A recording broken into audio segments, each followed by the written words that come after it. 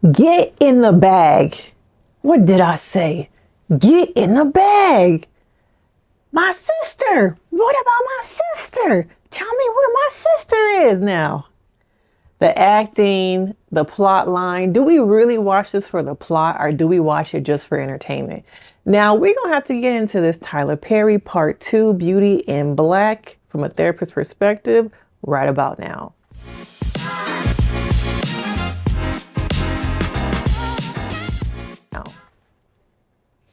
So I know myself, it's my guilty pleasure.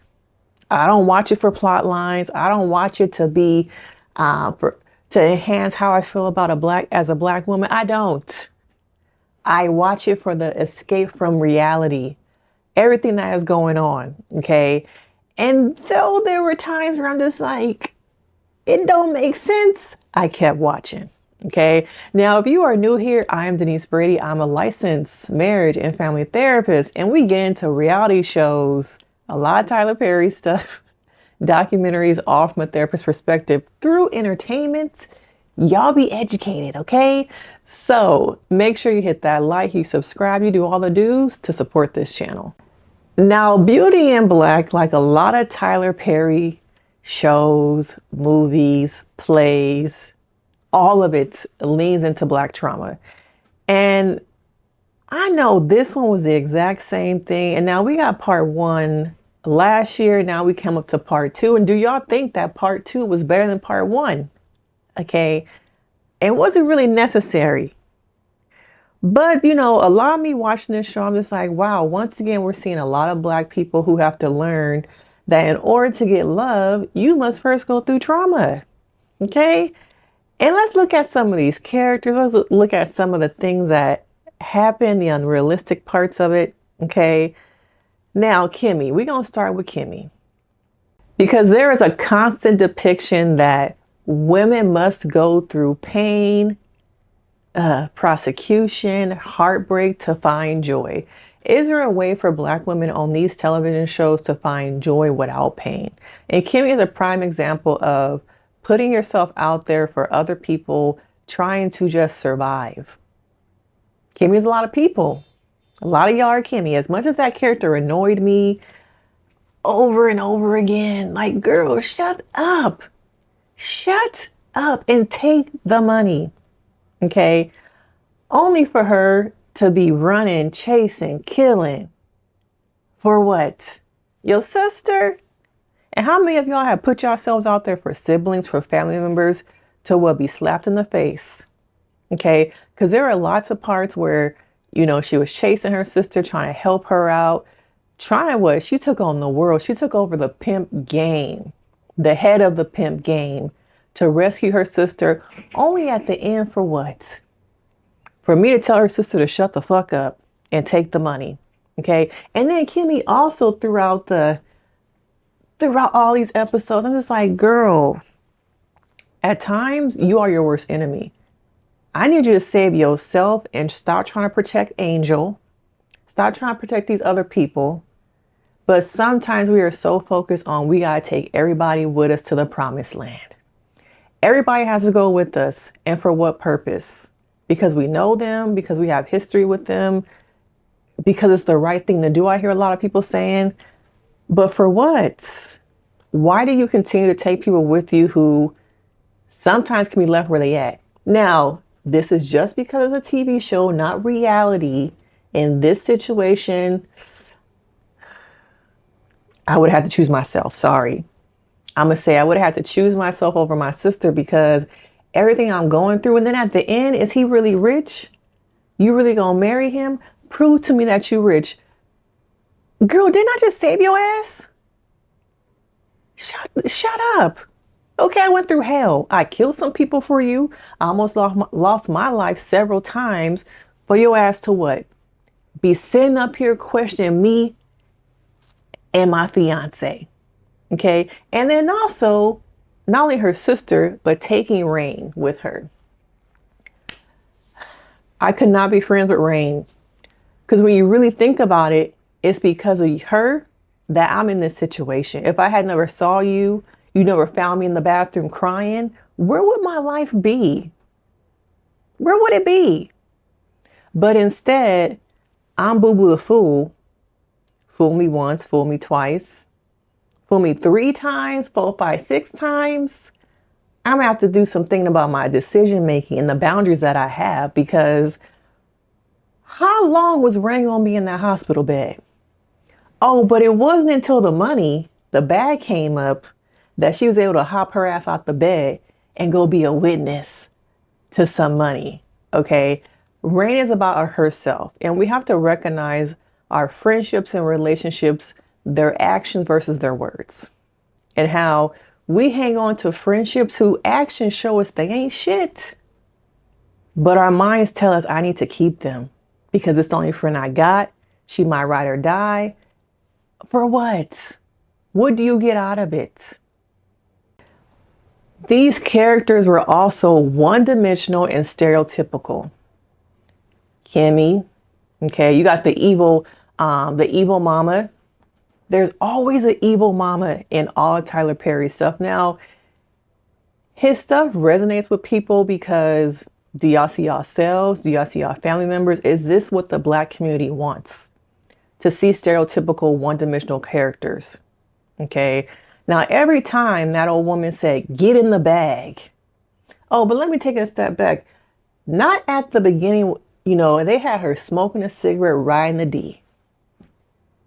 I'm like, what am I watching? What is this? Okay. She got her a YN that eventually he had to go. She has people at her beck and call. And though there are Black women out there similar, not exactly, some of us have been raised by those powerful, demanding, conniving, vengeful grandmothers, those Black women. But we don't talk about that enough because there's still a lot of taboo, and people think that if we talk about these things, bring them to the surface, then I am being disrespectful of my elders. When really we have to talk about it, because those who have been through it feel like it just happened to me, that there's nobody else going through this or has gone through it because no one else is talking about it. But over and over again, that lady got some hands on her. Okay, hitting the reporter, slapping her, and then even though it makes sense, at the same time, her recording it and edit the video towards the end to release it. Oh, this poor grandmother, you just hit her, this poor woman. You are attacking her in the cancer ward. I'm like, oh, you one of them. And a lot of people have these kind of women in their families, even though we don't want to admit it. I recognize a lot of these stereotypical characters of the Black women, some of them really exist in our lives. We've met people like this. And let's talk about the wife, who plays a good, cold-hearted bitch. Now, I can watch her and Roy throw shade, reads, back to back all day. Them going back to back, I was like, can I get more of this? This is what I want to see. Because y'all know I'm a little bit messy. I help people by day, but in the nighttime, I get into a little bit of mess. Okay? So watching Roy and her go back and forth, and Roy's ego be shattered by the fact that she's sleeping with the help. Okay? Her sleeping with the help really got to him. It wasn't all the other stuff. It was him. You sleeping with this big, Black, buff man. Okay? In my face. Okay? So those were some stereotypical women, but let's get into the stereotypical men. The LGBT. Okay? Why is it that every time we see LGBT characters on our screen who are Black, they have to be the same?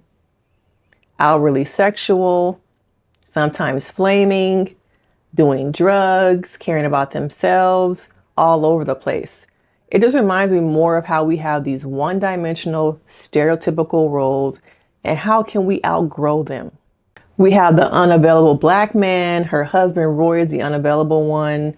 At times, I feel like Charles was also emotionally unavailable, getting distracted and feeding into the strip club, another strip club scene. Okay. I think we got 2 episodes or 3 episodes of just the strip club. Tyler Perry, are you a sexual deviant? Okay. Do I need to get a psych report on you? Because the way that you write these, something gotta be wrong with you. But all the men that we saw were all emotionally unavailable to women who are conniving, who have to be strong, who have this like shield up. Because in this family, if you ain't strong, you're gonna get eaten alive or cut up and put in a body bag. And all these men to me only find redemption through the suffering of the women. They never really redeem themselves. They never really show up as husbands, brothers, friends, lovers. Okay. And this attorney, his dumb ass. Okay. The big dumb black man. Okay. Let's talk outside. Step this way. Who? What? What's with these like one-liners? Huh? Yes? Who? I'm just like, how are you a lawyer but so stupid? How are you a lawyer but so stupid? Okay? You're sleeping with Charles. You're playing all these different sides. When did we ever really see him be a lawyer or an attorney? I just saw him being nosy, sleeping with the family, but I never really saw him being no attorney. Or was it just me? He was just there, and he was another person to me that displayed emotionally lacking intelligence, being unavailable. He was just someone to, I don't really know at times what his purpose was. Do you think that we really needed the attorney? Because he just trying to get his D sucked. Like, you went to school for this? And now let's also talk about the problematic gender stereotypes. Okay? Everyone is just there to play a role of the stereotypical gay man, Latino man trying to get out, but he got to strip and do gay for pay. You got Julius, stereotypical pimp, living a double life. I can't believe his wife and kids don't know. How they not know? Where you disappearing to? I know he live on the outskirts, he don't live in the city, but it really didn't make sense how he had a family, but they don't know what he up to. Yeah, he running the pimp game. Okay. And all the girls at the club had the BBLs. You have Body and I think her name was it Denora? Both of them playing the stereotypical pimps, madams, and how all these girls, a lot of them are runaways, more stereotypicalness. All stereotypical. You got the dark-skinned women playing these evil, vindictive, bitter women. Yet, I will admit the wife was light-skinned, but she was also playing one of those roles. So I'm going back and forth about, was everybody a gender stereotype? You know, but watching it, I was just like, it's good, but the stereotypes, the gender roles, the emotional unavailableness, the family going back and forth, and how dysfunctional Black families are. At the end of the day, I think this really showed just how these are real families. Okay, these are y'all families. And I wonder who do you identify with? Who do you recognize from your own life? Okay, the sister, the help. Have you ever had to be in a place where you didn't have no money, so you're trying to do whatever you can to get out, to come up, to have a better life for yourself? Because though that might be my life, do I want to see it on TV? Is it necessary for me to see that over and over again? The traumatic, roles of Black women, dark-skinned women, gay men. Did we need another backlot scene?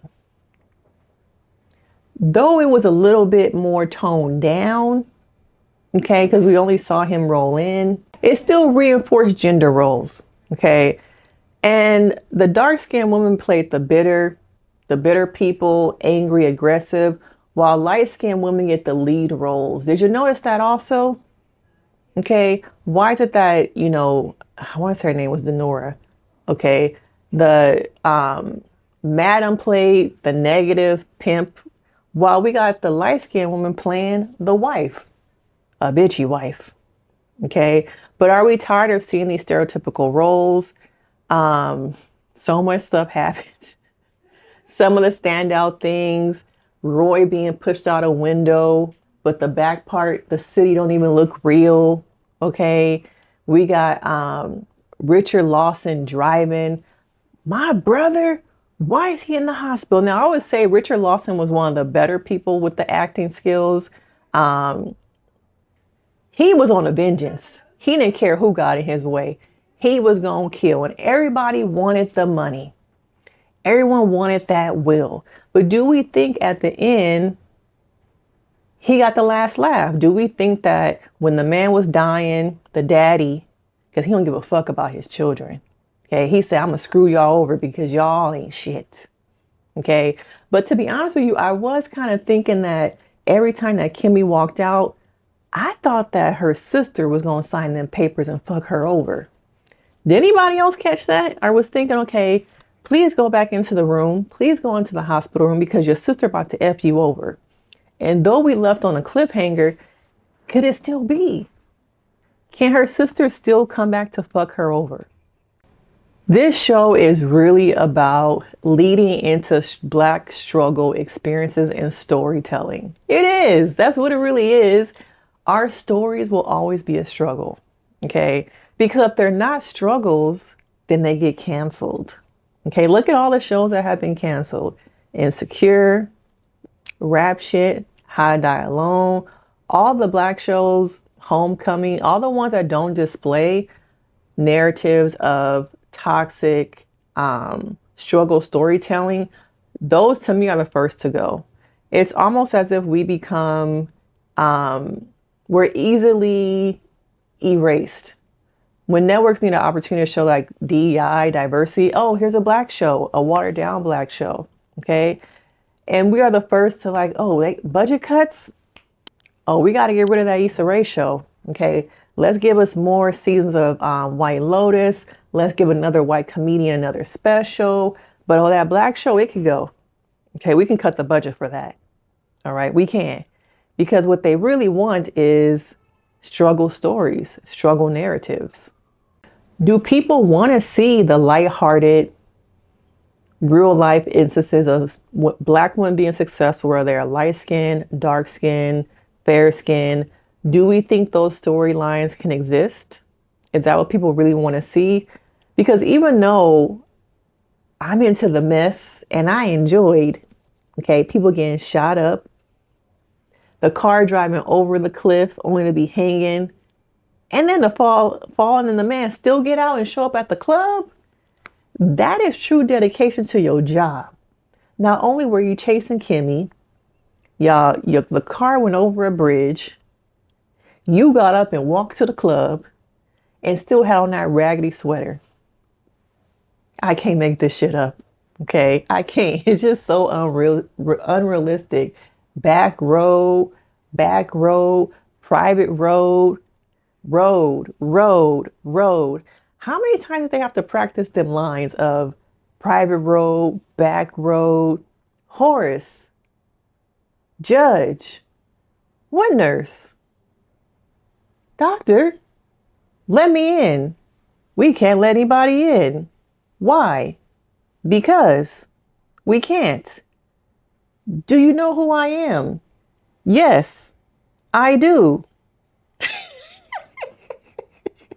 Now, once again, I did not watch this for, the storyline to have it make sense. You have to know at this point in the game, if you watch anything Tyler Perry, it ain't gonna make sense. Okay? So don't watch it to evolve.